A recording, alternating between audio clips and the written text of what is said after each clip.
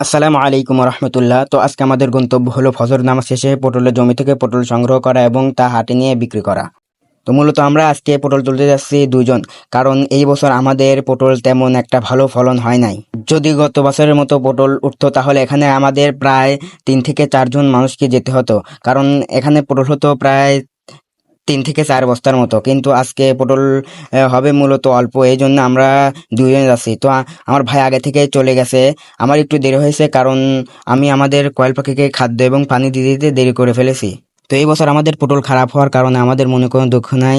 এই বছর আল্লাহ তাআলা পটল খারাপ দিয়েছেন, ইনশাআল্লাহ সামনের বছর এর থেকে অনেক ভালো দিবেন আশা করি। তো আমি হাঁটতে হাঁটতে প্রায় আমাদের পটলের জমির পাশে চলে এসেছি। তো মূলত এবছর আমাদের পটল খারাপ হওয়ার পেছনে একটি বড় কারণ হলো, আমরা যখন পটল লাগানোর জন্য পটলের লতা সংগ্রহ করি তখন তা ছিল একটু খারাপ, যার ফলে আমাদের পটলের গাছ বের হতে অনেক সময় লাগে এবং পটল ধরেও একটু দেরি করে। তো এখানে আমাদের পটলের জমি দুইটা হওয়ার কারণে এক জমি থেকে পটল তোলা শেষ করে অন্য জমির দিকে রওনা দিলাম। তো এখানে এসে দেখি আমাদের এই জমিতে অনেক ঘাস হয়েছে। কারণ হলো আমরা যখন সারা জমিতে ঘাস নিড়াই তখন এই জায়গায় ঘাস নিড়ানো বাদ ছিল, যার ফলে ঘাসগুলো অনেক বড় বড় হয়ে গেছে। তো আমাদের এই জমি থেকেও পটল সংগ্রহ করা শেষ হয়েছে, যার ফলে এখন যাব আমাদের আগের জমিতে, কারণ ওখানে সব বস্তাগুলো রয়েছে।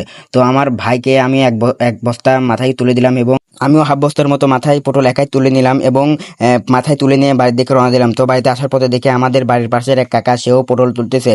তো এই পটলগুলো মূলত অন্য জাতের পটল, এদেরকে আমরা সাদা পটল বলি। তো এই পটলগুলো আমাদের পটলের চেয়ে একটু দামি হয়। তো আমাদের জন্য দোয়া করুন, আল্লাহ তাআলা যেন আমাদের কৃষি এবং খামার বারাকা দান করে। আসসালামু আলাইকুম রহমতুল্লাহ।